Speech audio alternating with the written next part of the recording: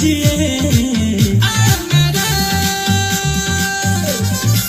हम सफल काले आंखों में तो चश्मा लगा लीजिए।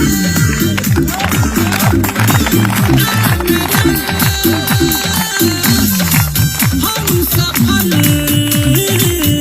काले आंखों में तो चश्मा लगा लीजिए।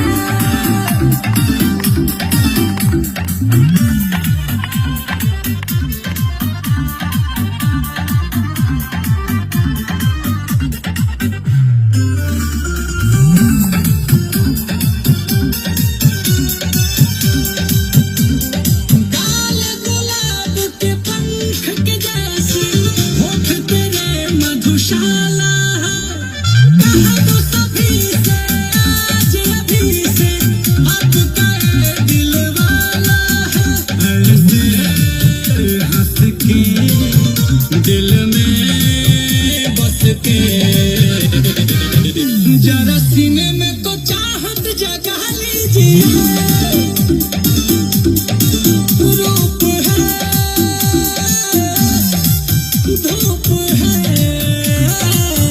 काले आंखों में तो चश्मा लगा लीजिए।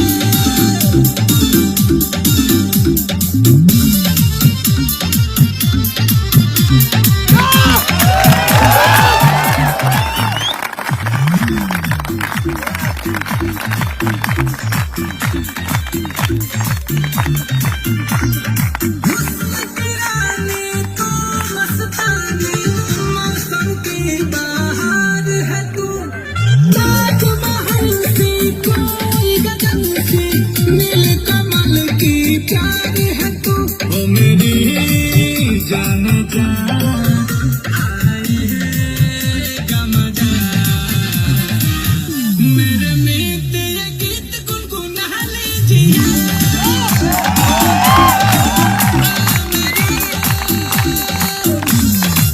दिल के चैन काले आंखों में तो चश्मा लगा लीजिए।